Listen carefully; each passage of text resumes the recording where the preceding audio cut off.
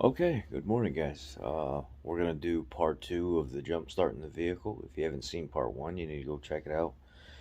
I was asked to speak on jump packs, and I was also asked to um, cover what would happen if you tried to jump start a frozen battery or something like that. And let's kind of get into it here.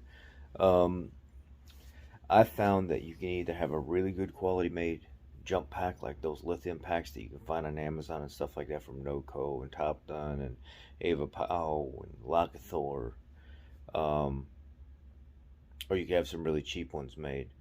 Now, I got a Top Dun 2000, and it was a great jump pack. It was jump starting everything, including diesel trucks.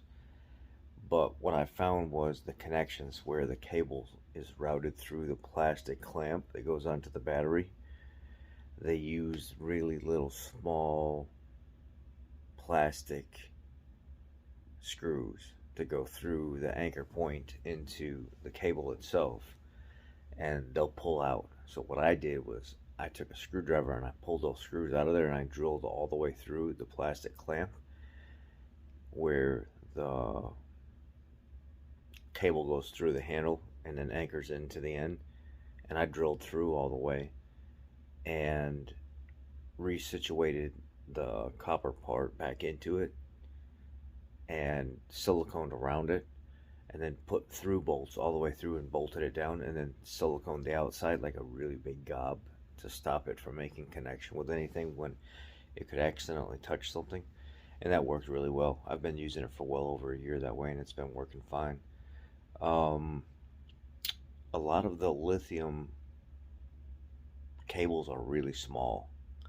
I find that like the brands like Noco have a little bit thicker, beefier cable setup and a little beefier clamp setup, but Noco doesn't offer the amenities that a lot of the other aftermarket companies do when it comes to jump packs, such as like it's not that they don't. I don't know if they do, but I haven't seen any Nocos that have like tire inflators in them or an emergency light on the side or different types of the amount, I should say, the amount of accessory ports if you have to do something with like charge a laptop or type C or something like that.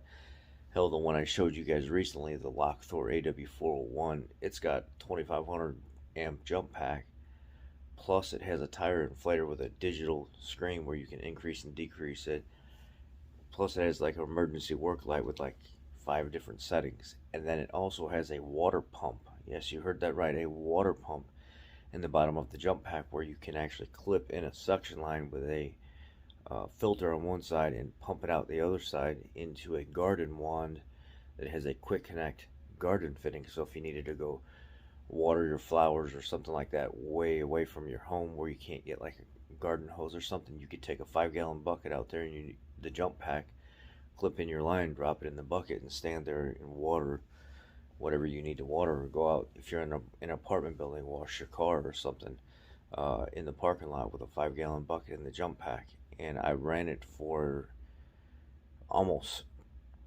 7.5 hours on and off overnight, draining the water out of the top of the pool tarp, and it ran phenomenal. Stress tested it pretty good, so that you gotta admit that's pretty damn good for it to run that long and be put through that type of abuse to just keep running and running and running nonstop. And we're talking like an hour plus runtime. So jump packs have come a long way. Just yesterday we were at Costco, and I seen they had. I don't know what version it is, but it was a NoCo GBX, and it was 99.99. It was a smaller unit, but it was a nice unit, and they had it for $100. Now, I could get a different aftermarket one for, you know, 99.99 or somewhere around the same ballpark price and have way more options with it. But NoCo prides themselves in the quality of their jump packs. Some people like them, some people don't. So you got to kind of get what you're looking for. The downfall to a jump pack versus a regular battery pack, when it comes from like the Snap-on truck, the Mack truck, the Cornwell truck, or something like that. Let's just say you get a 1700 amp jump pack with big giant heavy cables. Those cables are heavy.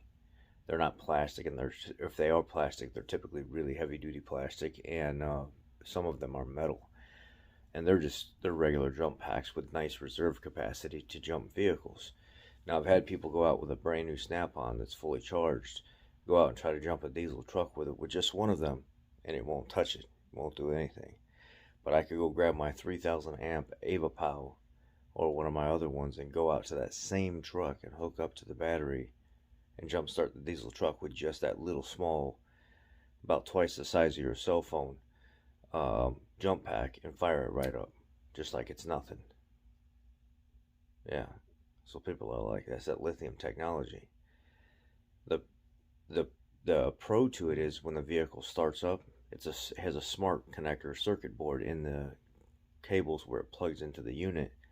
As soon as it fires up and it sees the voltage come up, it will kill the jump pack, turns it off immediately. The problem with that is if you're trying to bring a vehicle in from outside and you can't, they don't continuously run the lithium packs.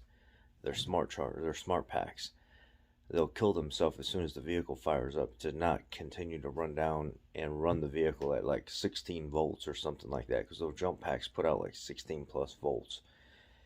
And a regular jump pack like off the Cornwell truck or something like that, those bigger, beefier handheld carrying ones,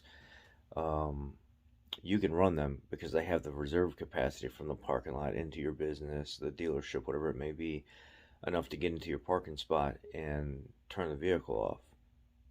But they don't have the same starting capacity as the lithium technology ones do. So the lithium is better for like amenities, different accessory options and stuff like that. And the amount of power that's applied to jumpstart a dead vehicle. But when it comes to moving a vehicle from point A to point B and your charging system's down, you can get it started. You can get most vehicles started with a regular jump pack, like off of one of the tool trucks or something like that, or like a Stanley jump pack or whatever. They had that one also at Costco yesterday. It had like multiple charge ports and stuff in it. It was like a 1300, 1400 amp jump starter for like $99.99. It was a big unit, like 10 times bigger than just the little Noco GBX that has more initial power to start a vehicle than the Cat one anyway. But the Cat one is so large it has reserve capacity, so you could like hook it up and continue to drive the vehicle and get it to a safe place with that on there, where the smart chargers, you can't do that. They'll shut off. Yeah. And then if another pro to the smart chargers are they have better safety built in.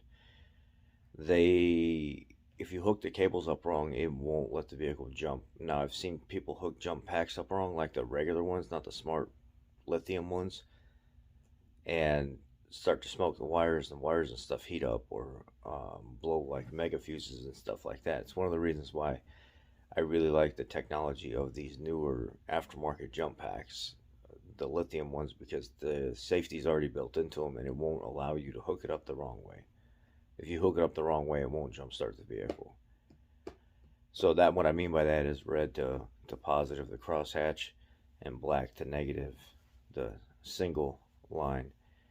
If you hook them up backwards with like a Noco or a Top Gun or Ava Pow or Lockthor, it won't jump, it won't apply power to it. But if you have one of the regular booster packs, like off one of the tool trucks, like a Stanley or something like that, or JS, some of them are called like JS 3000, but the bigger giant handheld carry jump packs, they will cause issues. You might damage something. We're going to leave it as part 2 of 3 because this is a lot and not everybody's going to listen to this all the way through. So this is the jump pack segment. I hope you guys have learned something from this or have some talking points. And if you guys want to add more to the comment section, please do so. Thank you.